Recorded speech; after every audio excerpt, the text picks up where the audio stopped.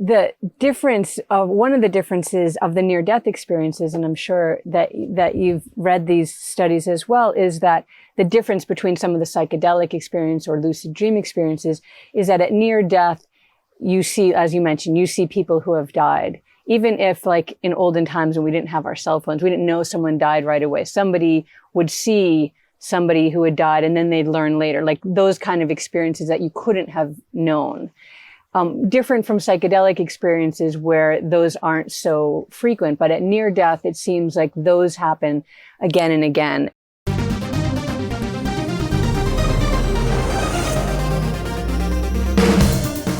Welcome to the world of energy, where science meets spirit. Ancient wisdom merges with cutting-edge knowledge, and the possibilities for a healthier, happier you are endless.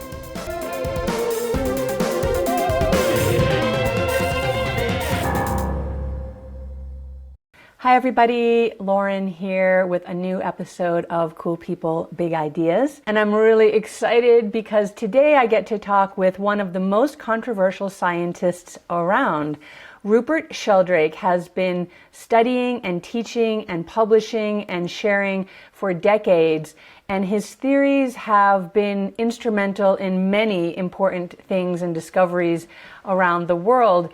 And the theory that I find most interesting and compelling is his theory of morphic resonance, which I learned about through Donna Eden. She brought Rupert to one of her energy fests, and I got to hear him deliver a keynote, and it really shifted my perspective of how fields work and how habits work.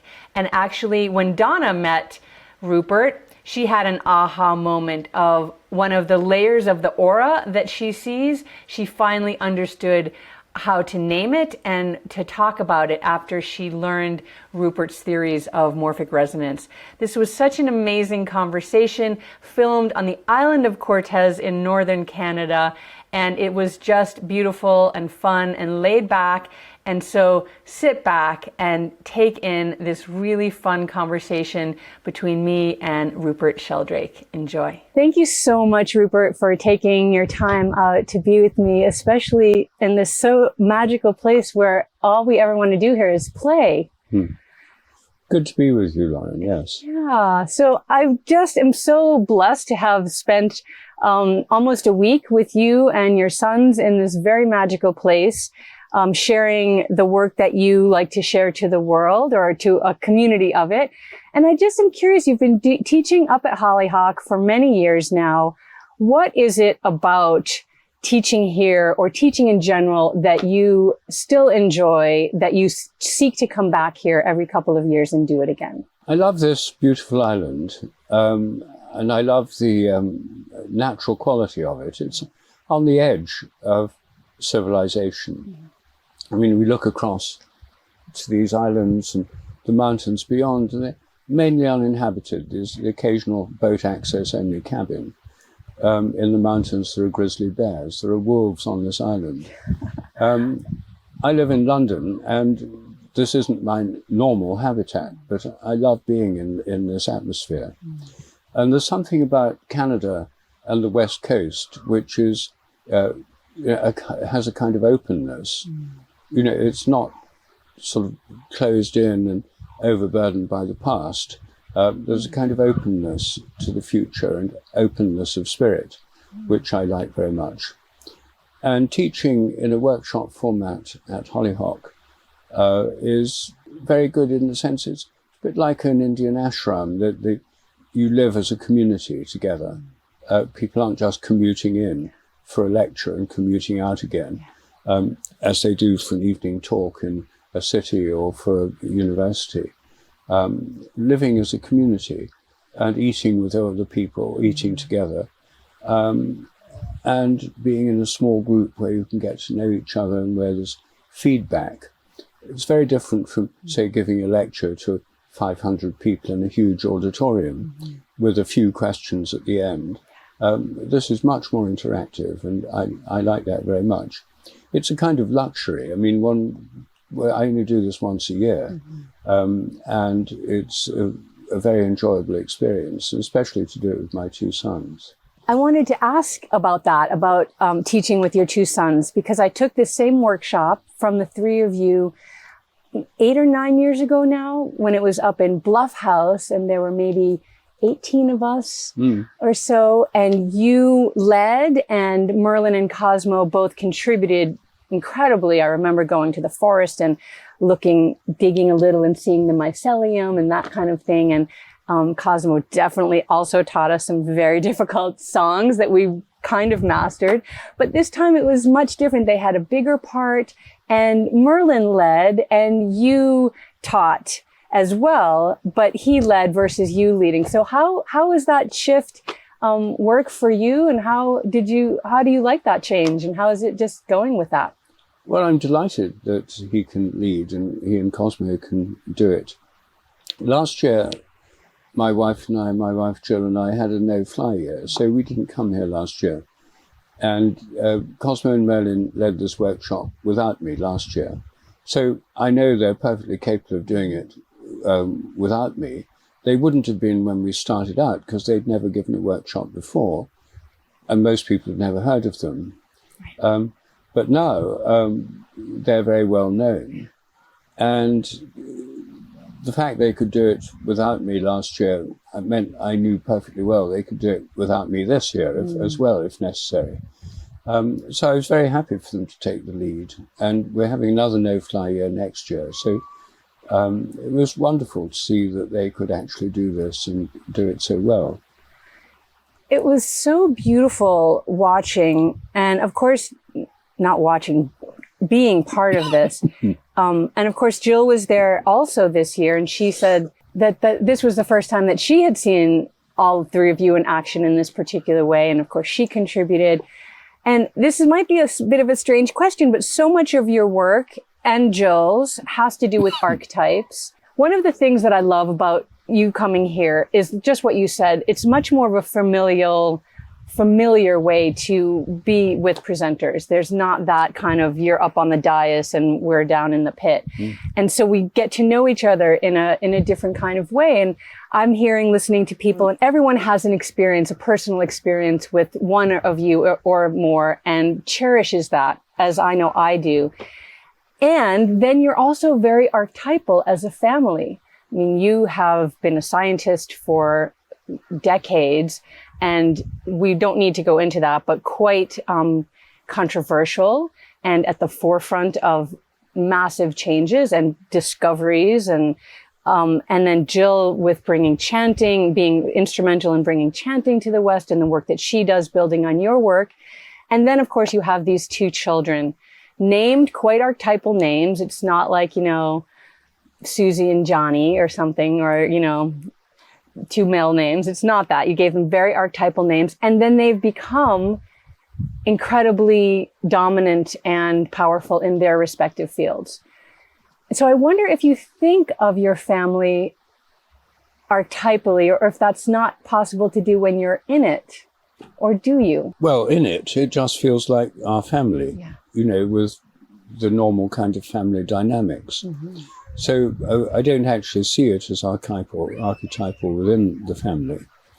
But I certainly appreciate the way in which the other members of my family, Jill with her chanting, Merlin with his visionary mycology, and Cosmo with his wonderfully creative music, the way they're able to be so creative. I do hope and pray that we can all be channels of the creative spirit. So insofar as there's an archetype at work, I see it as one of spiritual inspiration, because it's being channels of the spirit. And I think that's what all of us would like to be and hope to be. I love that. That's so beautiful. Channels of the spirit. I'm going to sit with that. I think of you and as being this archetypal sort of scientific. I really appreciate people who walk their talk. And it feels to me that you all as a family do that and have done that. The way that I see each of you unfolding and the way that you work together seems to me like that you practice what you teach. I think that's quite evident in your work and in your teachings, and it's quite beautiful to be part of.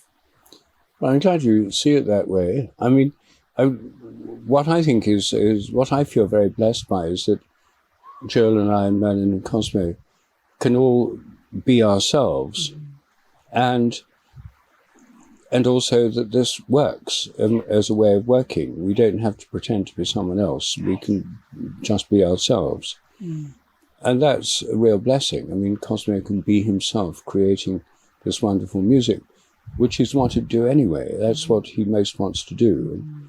And Merlin weaves together ideas and scientific insights, and that's what he really wants to do. And I do research and think about scientific questions and the nature of nature and the links to the spirit. That's really what I want to do. And Jill does what she really wants to do. And it works for other people. So that's a tremendous blessing. It wouldn't necessarily be so, but I feel blessed that it does work that way. Yeah, that's true. It wouldn't necessarily, but it does work magically so. You just said that you feel like you're channels of spirit, and I want to maybe break down that idea a little bit, because I've been talking with another thought leader about spirit and what that means, and he says this many times. I'm an avowed atheist, and over, and he says he's an atheist and rationalist and all of those things. And we really kind of got into it about what spirit means, and is that even a necessary word, and what is it evoking that other words could just as easily evoke? Is it connected to God? You also mentioned at one point that you were an atheist when you were younger, and now you're not. I wonder if you could break down a little bit your ideas of that spirit and atheist idea. Well, I bought into the atheist worldview as part of a package of my scientific education. It was seen to be part of a package deal. The scientific worldview, as still taught commonly, is materialist. And that means that the only reality is matter, which is unconscious and purposeless. The universe is made of unconscious, purposeless matter. All the stars, the galaxies, everything is unconscious and purposeless. Animals and plants are just machines. Our bodies are just machines. And somewhere inside the head, we have a computer-like brain, which does information processing. And for some peculiar reason, unexplained by materialism, it becomes conscious in human brains and maybe animal brains, while the rest of the universe is unconscious. And our consciousness is just a product of brain activity, and when we die, it just goes blank. It's like switching off a computer. That's the materialist and atheist worldview.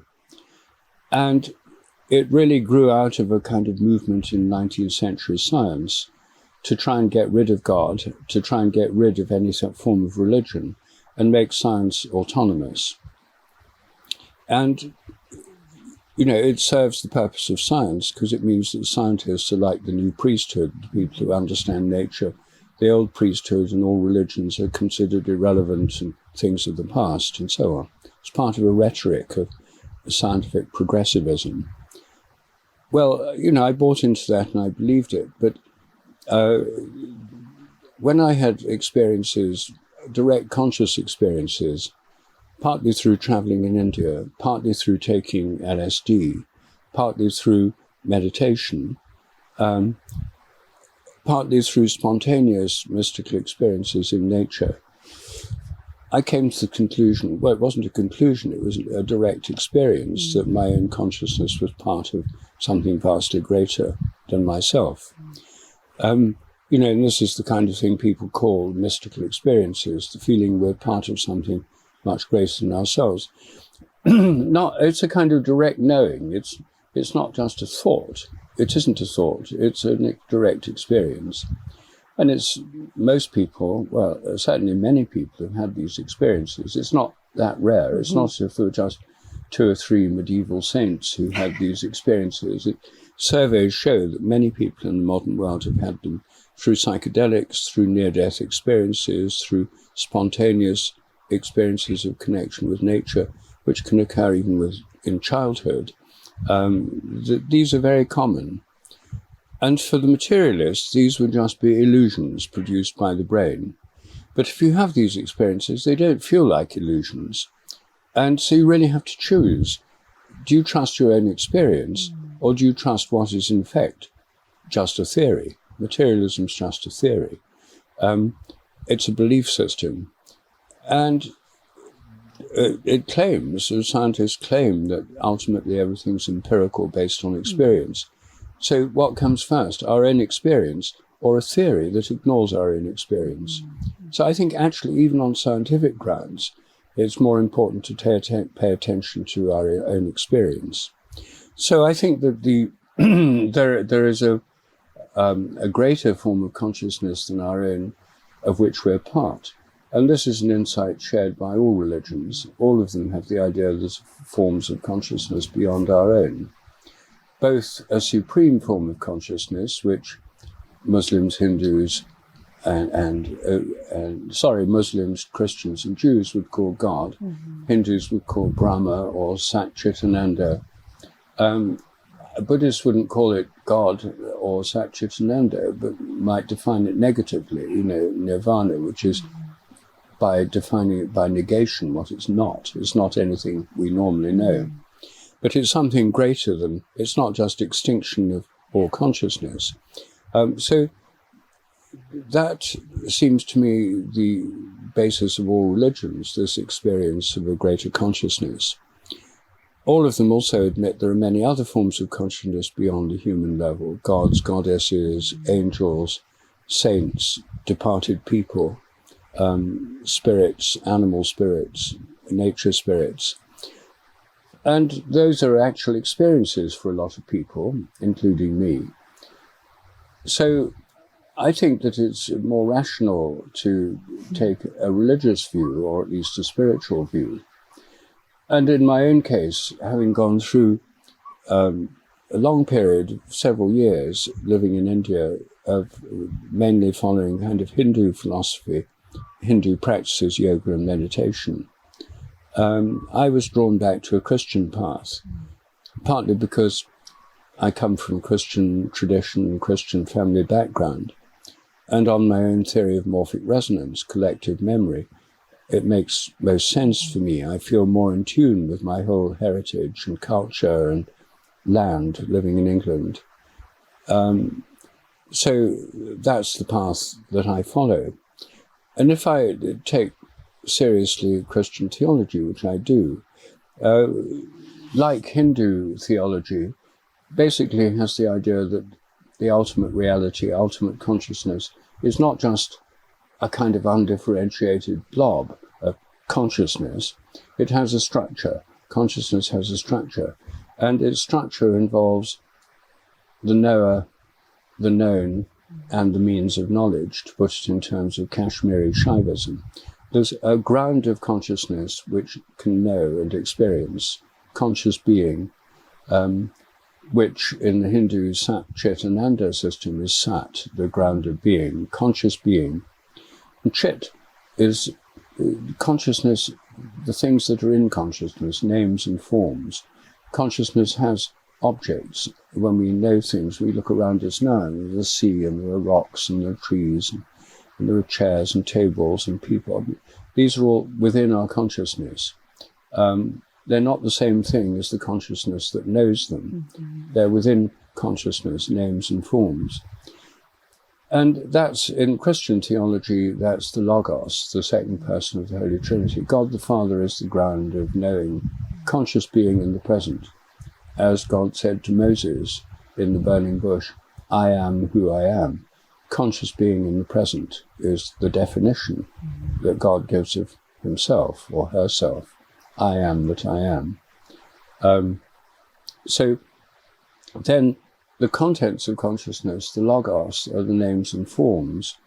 And because Christianity grew up in a Greek-speaking world, the New Testament's written in Greek, and was very influenced by Greek philosophy, the Logos is really a concept that's borrowed from or modified from Platonic philosophy. The idea of everything has an archetypal name or form in the Platonic realm of ideas. So that's the logos part of the Holy Trinity, the ideas in the mind of God. Everything that in nature is a reflection of ideas in the mind of God, which contains all possibilities. But if that were just Platonic realm, it would be eternal beyond time and nothing would ever change. But actually we live in a world where everything's always changing, and there's movement, there's activity. And so the Christian doctrine is that there's the spirit, which is the principle of flow, movement, breath, the wind, the air, the flying bird, the flames of fire. All images of the spirit are moving images. And so the spirit, as reflected in nature, is what we call energy, what science calls energy. There's this energetic principle in nature. And what science calls fields, as the formative principle, is what shapes the energy. And a proton is a vibration of energy in a proton field. Matter's made of energy bound within fields, according to quantum physics. Not little bits of hard stuff, like in 19th century materialism, but it's a process, an ongoing process, vibratory energy within fields. So fields, I think, are a reflection of the form principle, energy of the spirit principle, and light is another energy of this. It's energy, and light is often used as a symbol of the spirit. So I see the spirit as the creative and active principle in all nature that sustains the activity of all nature, the wind, the air, matter itself, the light. And also, because it's the moving principle, plays a creative role in evolution. That the whole universe is expanding, and if it had never expanded, if it had remained the Big Bang without the bang, it started off less than the size of a head of a pin and billions of degrees centigrade. So there was no form, no pattern, no structure. The universe expanded and cools down. As it cools down, more and more forms appear within it. And because it's always expanding, nothing is ultimately stable within it. It's always changing. And what makes it expand is energy. Physics calls it dark energy, the energy that propels the expansion of the universe. But that's the ultimate creative force, the expansion of the universe, which drives the evolutionary process and gives an arrow to time. So I think the spirit underlies all of that. And I think it's the creative principle in human life. If we didn't have this creative spirit, we just settle down into repetitive habits. And some cultures have remained much the same for thousands of years. In the Stone Age, the rate of evolutionary change was fairly slow. You know, you look at stone axes and 10,000 years apart, and they don't change very much. So, we're now in a stage of incredibly rapid cultural evolution. And I think that's partly unleashed by this religious sense of the creative spirit working through humanity. So that's a long answer to your question, but I think that the spirit is the creative principle which is part of the divine nature. And the divine nature has this threefold aspect, you know, Father, Son, and Holy Spirit, in the Christian model of it. But we see models of this Trinitarian, different Trinitarian models in many different traditions. So you could, in a sense, still use this theory, taking God or religion out of it and still having these sort of archetypal or primal forces. It's just a different lens through looking at things. So I guess I was using spirit a little bit more in the sense of not just movement, but towards, I was using it in the sense of a spiritual life, right? So that you don't have to be religious to have a spiritual life. And then Sebastian Junger, who I want to talk about a theory with you, was saying that you didn't need to use the word spiritual to have this sort of heightened idea of life. But what it led to is he had a near-death experience. And as he was dying, his father, who had been dead for 8 years, came to him and said, "Come with me, I'll take care of you." And he was like, "No, I have children. I'm not coming with you." And when he woke up from almost dying and they told him that he had almost died, he remembered what had happened. And as an atheist, lifelong, what was that? And he had had all these premonition dreams that was going to die. He had had this issue that had gone for a long time. He hadn't checked. So like the universe, his body was trying to give him information. And the last piece was his dead father coming to him. And so is there an afterlife? And so I wanted to pose that to you outside, or maybe not outside of a religious ideology. He was trying to understand it from his rationalist, atheistic perspective. I wonder if you have any thoughts on that. And he's done all the research as well as you have, with near-death experiences and the things that have gleaned from them. Do you have any thoughts on what that is? Well, I think these spiritual experiences of connection with a greater reality can come to anyone within or outside a religious tradition. Mm-hmm. And I think that they came to the founders of religious traditions, which is why they founded them. And Jesus was not just a rationalist studying in libraries for a PhD. I mean, he had direct mystical experience at the moment of his baptism, a kind of near-death type experience. Spent 40 days on a vision quest fasting in the wilderness. He was always retreating into the mountains to pray alone, and he was a mystic. Mm-hmm. And so was the Buddha. I mean, the Buddha achieved enlightenment sitting under trees, meditating for very long periods. So the founders of these and the rishis, the seers of Hinduism, were mystics. Mm-hmm. And Muhammad channeled the Quran in altered states of consciousness. He didn't sort of study in libraries and piece it together from holy texts of other religions. So I think that's where all these religions come from. And I think that opening to the spiritual realm is possible for anyone within or outside a religious context. I think the advantage of religious contexts is that they provide a community spirit. You see, you can have a kind of new agey approach, which I see as a kind of pick and mix from different religious traditions. Dream catcher here, a bit of shamanic drumming there, sort of a Buddha there, Hindu incense sticks. So there's nothing. I mean, I do that. I have Hindu incense sticks myself. We have a dream catcher when Cosmo was a baby over his bed and stuff. So I'm not against all that.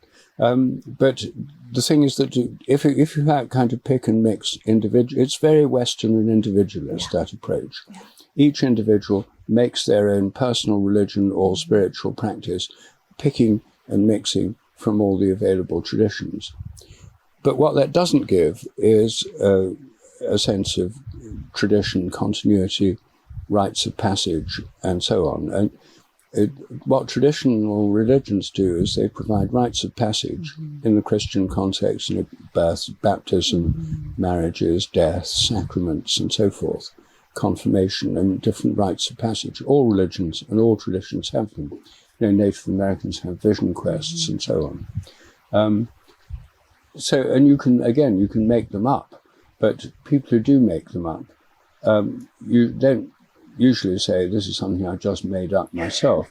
They usually say this is based on some ancient Native American tradition, or I was taught this by a Zulu Sangoma, or something like that. They try to root it in something more than just themselves, because the nature of ritual and tradition is to be rooted. And I think that another advantage of religions, it connects us with our ancestors in most parts of the world, China, Japan, Africa, and so on, in Mexico with the Day of the Dead. People think that the ancestors have an important role to play in our lives. Even, family constellation workshops show that very dramatically. So I think that all religions have this the ancestors can play a role. So they link us to community, to collective celebrations through festivals, to rites of passage, to myths and stories which children can assimilate and be part of, and to community and to place. And so I think that they have a great role to play. I mean, I'm personally I don't say everyone should belong to a religion. In fact, in Britain, the majority of people don't. The recent census showed 51% of the population described themselves as having no religion. So, some people would celebrate that and say it's a liberation. Others might lament it because it means a kind of uprooting from traditions, from ancestral patterns, and so on. And people are thrown purely on their own devices to invent their own thing. And, to invent one's own spiritual power takes a certain amount of time and energy. And a lot of it involves reinventing the wheel. And we don't sort of individually say, I'm going to make my own science. I don't believe all this authority and these professors and that kind of thing. I'll just some people do that, though. Some people do. Well, I mean, I ground it in the tradition. Yes. I mean, all my scientific papers are related to the tradition. I publish them in scientific journals, peer-reviewed journals. So I do try and relate them to the tradition. Yes. I do get emails all the time from people saying, I've never studied science, but I think Einstein was wrong. I think quantum theory shows this. And it's completely off the wall. Yeah. And that's not really very helpful or valuable when people make up science for themselves. So I think the danger of spiritual but not religious is that it can involve reinventing the wheel and not connecting with community, place, tradition, etc. Although it does have this advantage, exhilarating advantage of sort of freedom and liberation. So I definitely see that point. I mean, I feel like, the practices that you're talking about is sort of what I was feeling or thinking when I was speaking about a spiritual life. And his point was, you can't, he said, I just don't believe in a God, believe in God. So it's like, you can't make someone believe. In his example was, you can't make someone fall in love, right? So you either believe or he doesn't. And now in light of this, he's trying to understand what happened, because the idea of an afterlife is grounded very strongly in religious practices. And I wonder if in morphic resonance, there is a connection. Is there some scientific reason or way that his father spoke to him from the beyond as a real experience, not as just his brain chemicals going crazy? Well, personally, I think that when we die, we go into something like a dream state from which we can no longer wake up because we're dead. So almost everyone thinks of death by analogy with sleep. Atheists think it's like going to a deep sleep and never waking up ever. So in other words, just kind of oblivion. Whereas traditional religions have a vision of something more like dreaming. And you could have a compromise. You could say have periods after you're dead when you're not aware of anything, and periods when you are in a kind of dreamlike state. In Tibetan Buddhism, the bardo is a kind of dreamlike state after death, which is why Tibetans practice dream yoga, which is lucid dreaming, basically. It's because they're more able to deal with it. They're more familiar with what to do and how to navigate this state. Other people would just be completely baffled, confused, buffeted here and there by random sort of impulses they don't understand. So I think that if people survive in a kind of dreamlike state, then I think we can encounter ancestors in dreams. I mean, I had a dream just last week in which I quite vividly saw my own father. Now, was that just a hallucination produced inside my brain? Was he contacting me through the dream? I don't know, but I think it takes seriously the possibility it was a real contact. And in this case that you referred to, I think it could have been a real appearance of the father meeting or greeting him. Quite often in near-death experiences, people encounter ancestors or deceased loved ones. So I think it's quite possible that this is real, and that there is this realm in which we survive after we die. Different religions have different maps of it. I mean, I'm a Christian, and so I tend to follow the Christian map, but there's not just one Christian map, there are several. I mean, some Protestants think that we go to sleep when we die, and we remain asleep until we're woken up for the last judgment. And there's nothing much happens in between. Catholics have the doctrine of purgatory, which is more like this dreamlike continued existence, where you undergo a continued development in this dreamlike state after death until you achieve liberation from that. And of course, Tibetans and Buddhists in general and Hindus think that you come back reborn or reincarnated in a physical body, unless you've achieved a sufficient level of enlightenment to undergo a kind of vertical takeoff and escape from the cycles of rebirth. And there, people's views are definitely shaped by their religion. And, you know, I found when I lived in India that my Hindu friends very much took the view that, you know, being reincarnated wasn't a good thing. When I meet Western enthusiasts for reincarnation, they all think it's really good, and they get really enthusiastic about it. Where Hindus take it for granted, it's not a good thing. You don't want to come back and to have to go through all this all over again. And for people today who are reincarnated, who believe in reincarnation, coming back in after you've died 10, 20 years later into a world that's sort of global warming, climate crisis, mass migration, sort of plagues, epidemic. I mean, do I want to come back into? I don't actually. Some people might want to go through it all, but the Hindu and the Buddhist belief is that's not a very desirable thing. And so what you want to do is burn up your karma, the things that tie you to this world and the cycles of reincarnation, and then you'll be liberated from it. Moksha, liberation, is that you don't have to come back.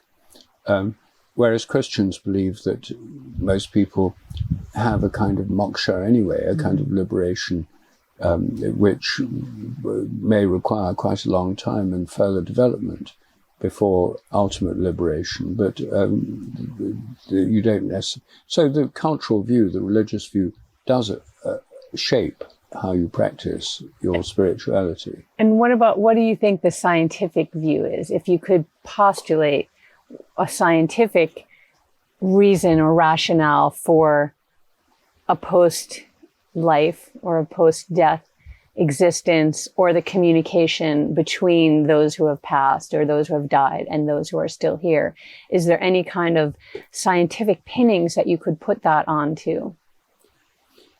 Well, certainly not with the materialist worldview. The materialist worldview is the materialist worldview says the mind's nothing but the activity of the brain. So when the brain activity ceases, the mind just vanishes and all consciousness disappears. So from the materialist atheist point of view, survival of bodily death is impossible. And all it can possibly be is a superstition, an illusion, a false belief system taught by priests and other religious leaders to exploit people for their own ends. I mean, that's the familiar atheist view of the matter. It's not usually something deeply considered on the basis of experience. It's just sort of they've heard from atheist propaganda and they simply repeat it. I mean, the curious thing about materialists who claim to be free thinkers is that they're entirely dependent on scientific authority. You know, they may say, I don't believe in God. I don't believe in God just because priests tell me so. But what about the Big Bang or quantum particles or quarks? Or, you know, they've never seen a quark or the Big Bang. Or they do believe in that just because professors in eminent universities tell them so. Never seen or directly experienced these things, nor could they. So they accept all that on authority. Blind faith. So anyway, if you take the materialist worldview, then there's no possibility. If you take a non-materialist worldview, then it depends on what theory of consciousness you have. You know, the traditional alternative materialism is dualism, that the mind or the soul enters the body when you're conceived or when you're an embryo, and departs from the body at death, but has an autonomous conscious existence. And that's a belief that's found in many parts of the world, as Plato thought that. It's not specifically Christian or Hindu or Buddhist. I mean, the Greek philosophers thought something very similar. I myself am not a dualist, but I think that our consciousness is not the same as the brain. I think it works through the brain. I think the brain's more like a receiver or a transmitter of consciousness than a producer of consciousness. And I think in our everyday lives, when we dream at night, in a sense, we travel in a dream body outside our physical bodies in a kind of dream realm. So every night of our lives, we're dreaming. And every night of our lives, we're dreaming in a body that's different from our physical body, which is asleep in bed. Because in our dreams, we move around, we talk to people, we see things, we do things. So we have this alternative body in our dreams. And the materialists would say, well, that's nothing but a product of brain activity, and it's all in the brain as well. But how do they know? I mean, materialists are notoriously bad at explaining consciousness. The very existence of consciousness is called the hard problem for materialists. So I think it's an open question. And the traditional view is that in our dreams we do travel. We travel into other realms, virtual realms, dream realms. And some of those realms we can experience in a more heightened sense through psychedelic experience. And I think psychedelic experiences are like going into the dream realm, but more vividly and more consciously than in dreams. And I think those overlap with after-death experiences. So I think dreams and psychedelic experiences actually prepare us for life after death, and dreams, of course, are not all pleasant. Some of them are literally nightmares. The difference of one of the differences of the near-death experiences, and I'm sure that you've read these studies as well, is that the difference between some of the psychedelic experience or lucid dream experiences is that at near-death, you see, as you mentioned, you see people who have died. Even if, like in olden times when we didn't have our cell phones, we didn't know someone died right away. Somebody would see somebody who had died and then they'd learn later, like those kind of experiences that you couldn't have known. Different from psychedelic experiences where those aren't so frequent, but at near death, it seems like those happen again and again. And that's not dreaming. These people are very much awake or some liminal stage of awakeness when they have these experiences. And so I wonder if, like, where is that coming from? Does morphic resonance hold room for those experiences? I think so. When the Society for Psychical Research was first established in 1882, when people first started looking at psychic phenomena scientifically, one of the first things they looked at was apparitions of people who were dying. And, you know, before regular telephones and things, there were telegrams, but there was rare. A lot of people experienced someone dying. They wouldn't experience them dying. They'd have a vision of somebody or an appearance of somebody, and then they'd receive a letter weeks later from India, for example, saying this person had died of malaria in India, and it was the same time they'd had that dream. So what the first theory that they thought of was that this was the deceased soul liberated from the body coming to greet people or tell them or visit them. But then they did a much more detailed study, which was published in a monumental work called Phantasms of the Living, where they found that people could have apparitions of people who had just had accidents or who were in need, who hadn't died and weren't having near-death experiences. And then they realized that actually they coined the term telepathy and realized that these were telepathic, and they could also happen in more modest conditions, less dramatic conditions. So I think that these are examples of telepathy, and I've done a lot of work on telepathy. And I think telepathy literally means distant feeling, distant, pathy, feeling, as in sympathy, empathy. It's not primarily about thought transfer. It's not primarily about downloading reams of data or telephone numbers or something. It's about feelings. And the commonest kinds in everyday life happen with telephone calls or emails or text message. You want to call someone you intend to get in touch with them, they start thinking about you, they feel your intention. So when the phone rings, they know it's you, and they say, I was just thinking about you. 85% of people have had those experiences, and we've shown by experiment they really are telepathic, not just coincidences, because we do experiments where people have 4 potential callers.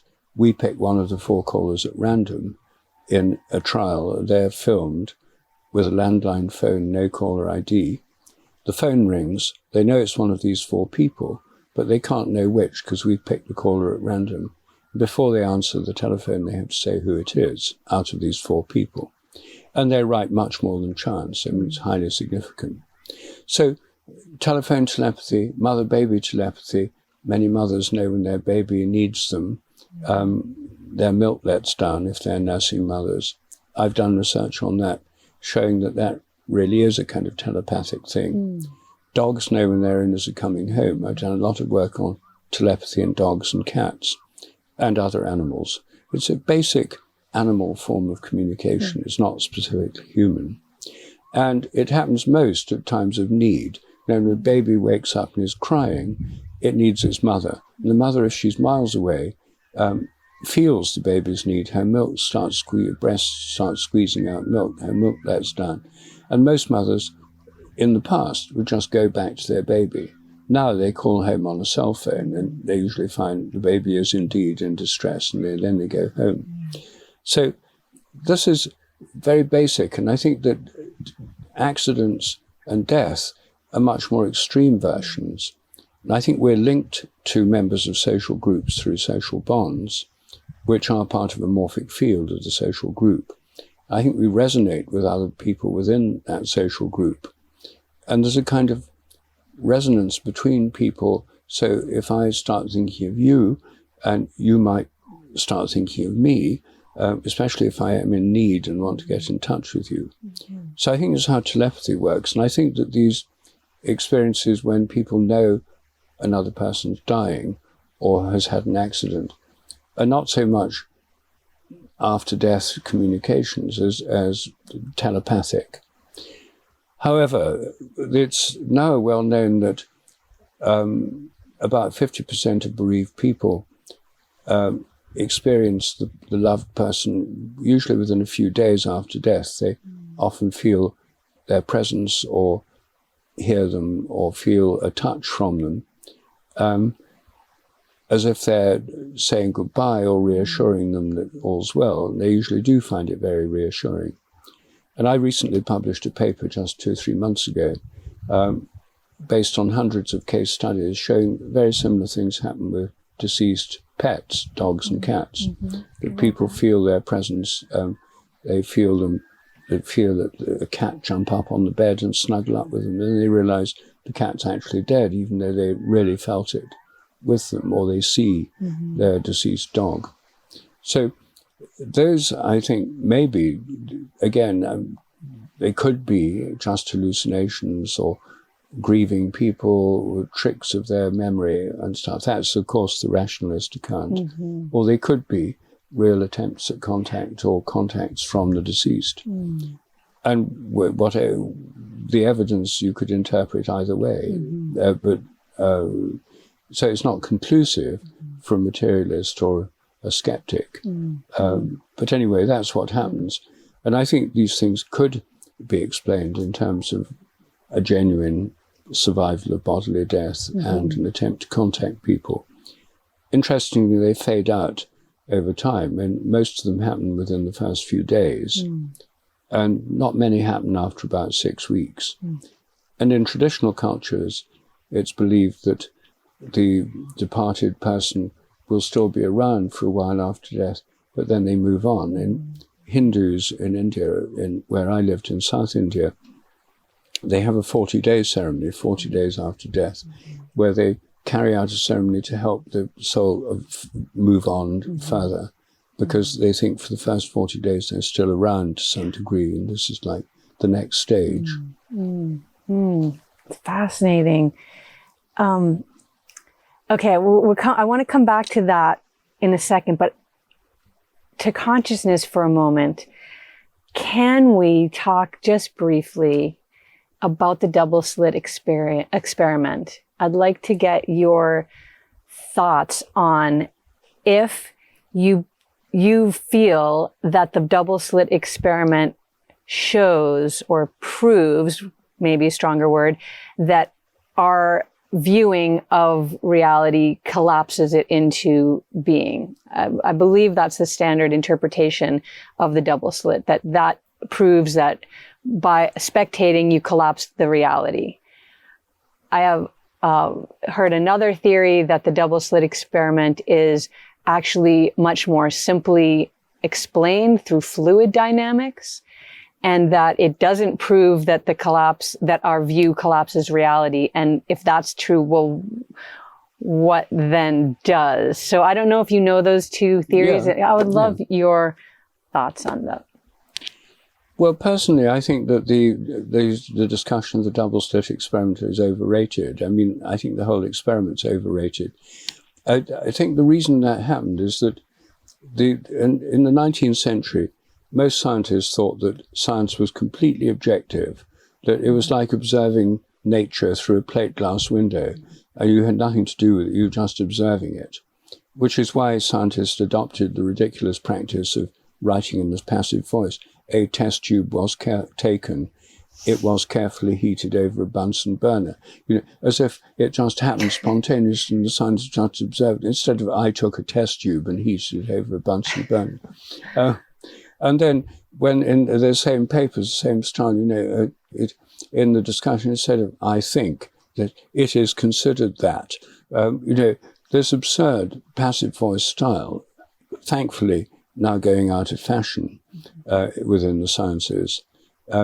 This was this belief that science is totally detached. But in quantum theory, with this wave particle thing, if you study light as a wave phenomenon, then the double slit experiment shows that you get diffraction of the light. The light is the interference patterns which happen with waves, and even with a single photon, one at a time, you get this wave pattern showing that there's a wave nature to photons. And you don't see this wave nature if you just fire single photons at a photographic plate. You get a dot where each photon interacts with a silver grain in the photographic plate. Then it looks like a particle. So whether it looks like a wave or a particle depends on the kind of experiment you do. And so then from that, people then say, well, it depends on the observer. Well, that's true, because the observer does one kind of experiment or another kind of experiment. So then some people say, well, then it depends on human consciousness. But the philosopher Schopenhauer in about 1810 pointed out the obvious fact that all observations require observers. All science requires observers. And unless you have an observer, you wouldn't know anything. So all scientific papers, even if they pretend the observer is some kind of objective, disembodied being, it was observed that. There's still an observer.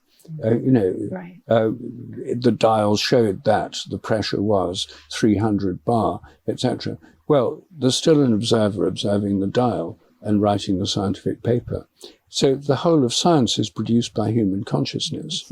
It doesn't exist you don't sort of send telescopes in space and find science out there with equations and things. It's all a human product of interaction with nature. So I don't think there's anything specific about quantum theory. It's just that it's the first place where it was discussed within science in a kind of semi-philosophical way. So quantum processes involve what's called the collapse of the wave function. When any quantum particle interacts with something else, then the various possibilities described by the wave function or the wave equation collapse. The wave equation tells you all the possible things a quantum particle could do. And when it interacts with something, just one of those possibilities happens. Just like in our own minds, our minds are full of possible things we could do or say. But the minute we utter a word, out of all the possible words we could have uttered, that particular word is uttered. So the collapse of the word function means that we just say that word, not other possible words. It's interesting in that sense, it's collapse of possibilities. That happens every time any quantum particle interacts with anything else in the whole universe, not just with a human observer. That's why I think that is greatly exaggerated, is the importance people attach to the double slit experiment. So that it's not that reality doesn't exist until we focus on it. It's that when we focus on it, we see whatever it is that we're focusing on.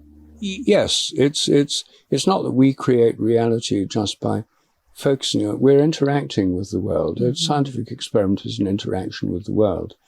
And what we observe is what we're looking for. You know, if I'm doing a telepathy experiment, I'm looking for telepathy. And if I do a precognition experiment, I'm looking for precognition. And some experiments might be ambiguous. But with telephone telepathy, for example, I've really actually done experiments to find, is it telepathy or is it precognition? And you design the experiments differently depending on what you're trying to find or look for.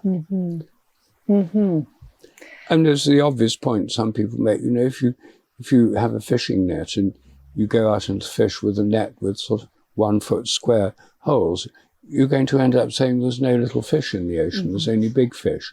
If you go for one with tiny sort of mesh, then you'll end up with lots of tiny fish. So the fish is full of tiny, the ocean's full of tiny fish.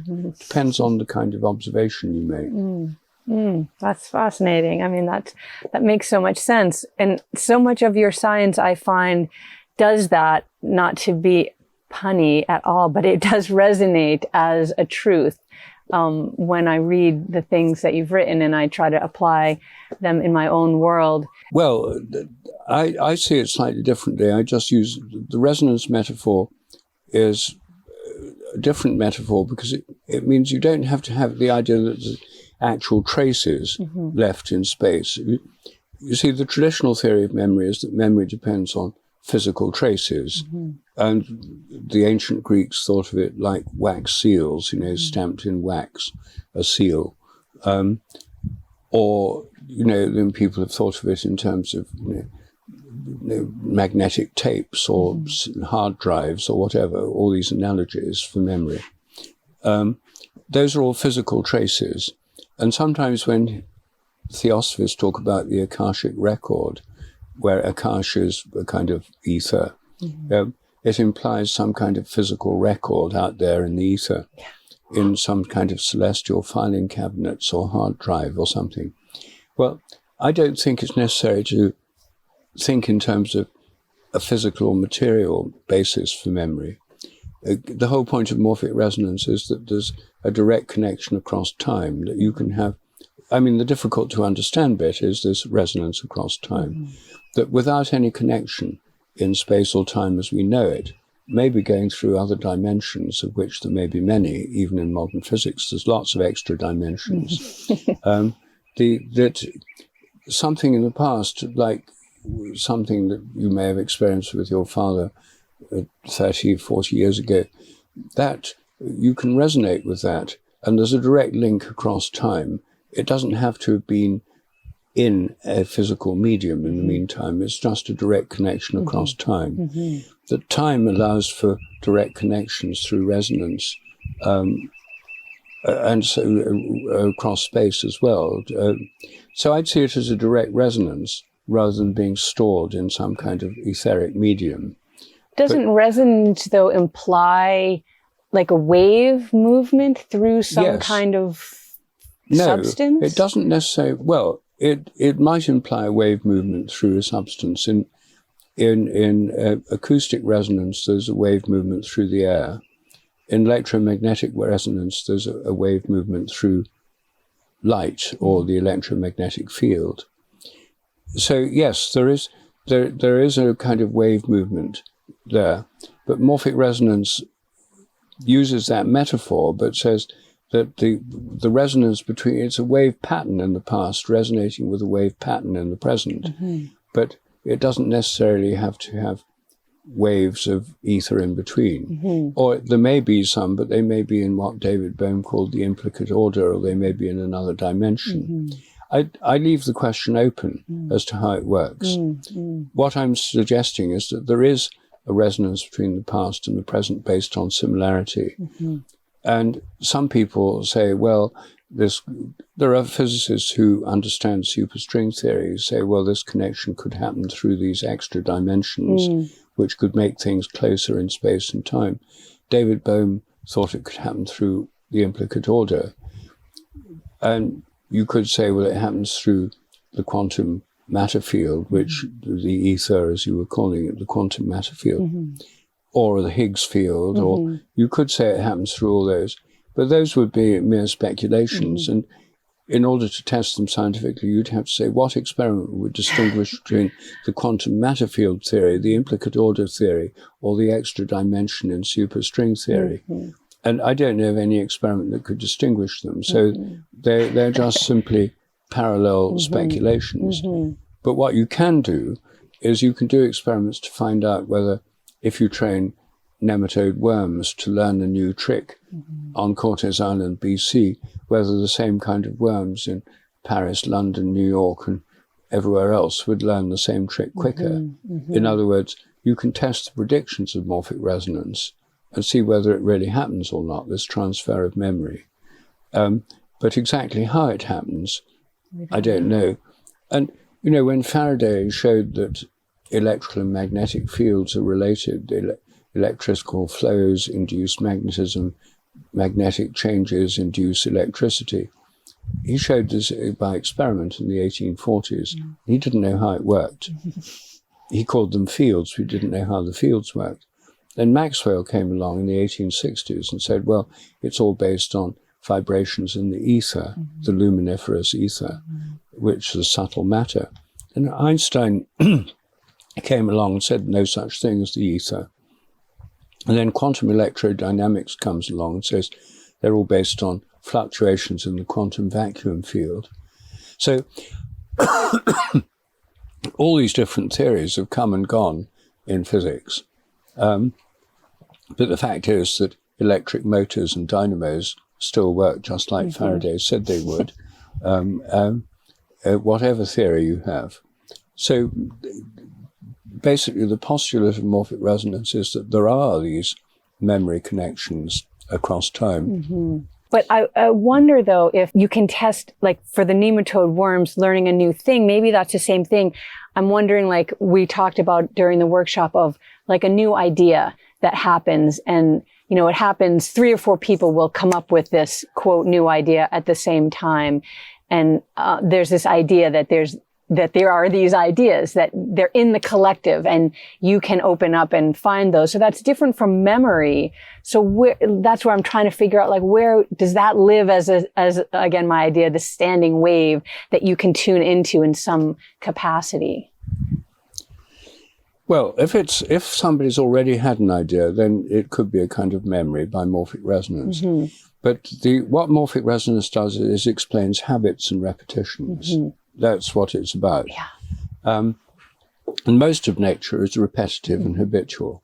You know, the way salt crystals form is similar to the way they formed before. And the way Douglas fir trees grow is similar to the way Douglas firs have grown for 50 or 100 million years. You know, their habits. The way giraffe embryos develop is similar to other giraffe embryos for millions and millions of years. So most things are habitual. But when you have something new, something that's creative, which must happen in evolution, there must be an interplay of habit and creativity. You can't explain creativity in terms of habits, because that would just be a repetition. There has to be a way that new things can happen. And that's a profound mystery. And that again depends on your metaphysical worldview. If from materialists, the only possible source of novelty is chance. So that's why they say evolution depends on chance mutations, random events, for which there's no purpose, no reason, no vision, no order, no predictability. If you believe in that there's a creative mind of Gaia, the whole of the earth, then you say, well, ultimately, Gaia's creative mind works through species on earth to bring about creative events. If you believe there are creative spirits like angels, Alfred Russel Wallace, who thought of evolution at the same time as Darwin, thought that it was guided by angels, intelligent beings that creatively guide the evolutionary process. Then that's another theory. If you think that the morphic fields of the whole solar system guide evolution on Earth, or the whole galaxy guide evolution in the solar system, you can have top-down causes of creativity. Or if you think ultimately God is the creative source, that all possible new things are within the divine mind all along, a kind of Platonic theory of creativity, then every possible new thing already exists. It just waits for the right moment when it can manifest. And that would be a Platonic theory of creativity. But again, like these different theories of resonance or ether, you can't really distinguish between them. So what I say is creativity certainly happens, otherwise evolution wouldn't occur. But how it happens is an open question. And it depends on your bigger worldview or belief system. Right. I wonder if the feedback loop has something to do with that, and might have something to do with consciousness coming to be, that it's just this continued back and forth, back and forth, back and forth, until it kind of to the next level. It takes a quantum leap to the next level, and boom, we have consciousness, or boom, there's a new something.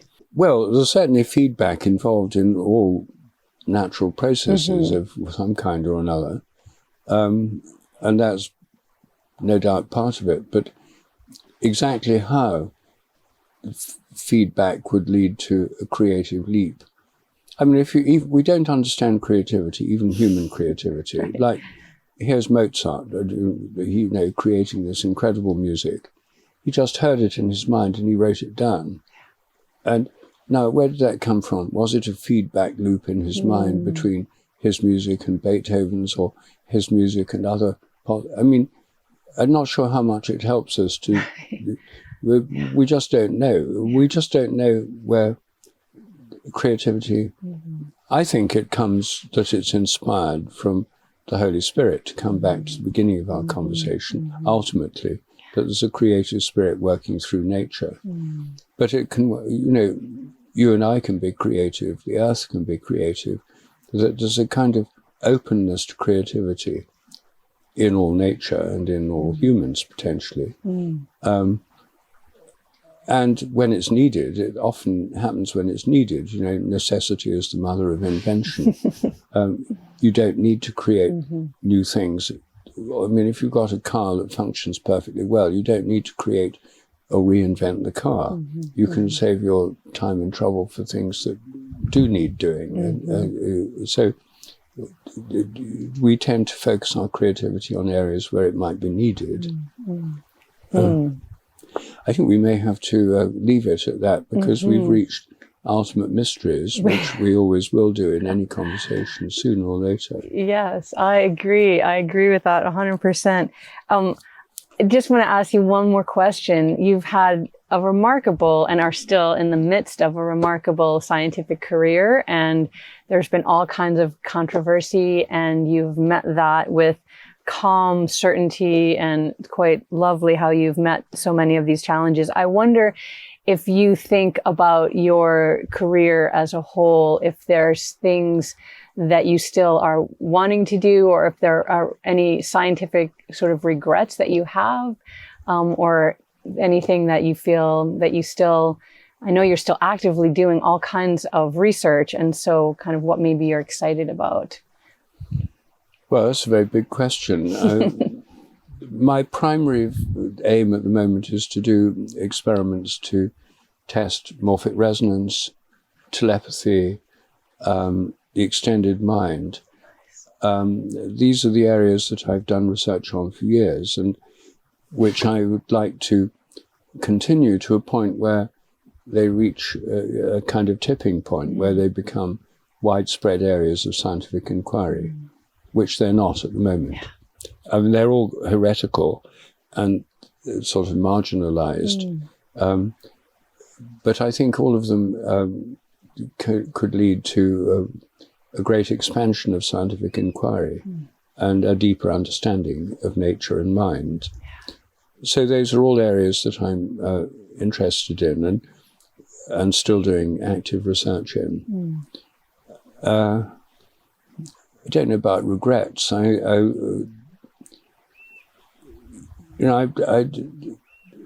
It's not just, there's a lot I can't do by myself. Science is a collective endeavor. And if you do science in areas where everyone thinks it's a good idea and there's lots of funding, you can get more done. The areas I work in are areas where very few people are doing research and there's almost no funding. And also people are afraid to do research in these areas because they might get attacked. Well, I get attacked. So it's not an unreasonable fear. And most people are motivated to both by curiosity and by fear. And for people who've got a mortgage to pay and kids to educate and stuff, then it's very risky to do anything unconventional in science. So that is a big problem. But if there were more sources of funding, and if people felt they could make a scientific career of doing research in these areas, there are plenty of people who'd like to do it if they could. So part of it is a sociological or economic question, how to create the conditions where people feel it's possible to do research in these areas. And where they could actually do it without destroying their career. Then I think we'd see a major change. But that's not all something that I have personal control over. I don't control vast amounts of funding. I don't control the way in which scientific careers are made or broken. And that's all to do with the larger community and sociology and economics and culture and so on, in which arts and the arts and politics and all play a part in these kinds of discussions. I hope that comes to pass, because I do think that your research is so applicable to what's going on in the world today, to know how we are so connected and how we can communicate in other ways and actually have and know and understand the science behind that, because as you said, so many people have that experience. It is not paranormal. It is actually quite normal. Yes. And so I hope for that as well. Yeah. Good. Yeah. Thank you so much for taking this time. It's always a pleasure to speak with you, Rupert. Pleasure, Lauren. Yes. Alrighty, Energy fans, that's a wrap on another positively charged episode of Energy Works. Lauren, this is the part where we get to use our energy puns. It's been electrifying, hasn't it, Blaine? We hope you've enjoyed it as much as we have. If you're feeling amped up and you want to keep your energy flowing, be sure to hit that subscribe button on your favorite podcast platform. And we'd love to hear from you. So please take a moment to leave us a review. Your feedback helps us continue to deliver content that resonates. So light up our inbox. And spark a conversation with your friends to tell them about us. And we'll see you next time on Energy Works.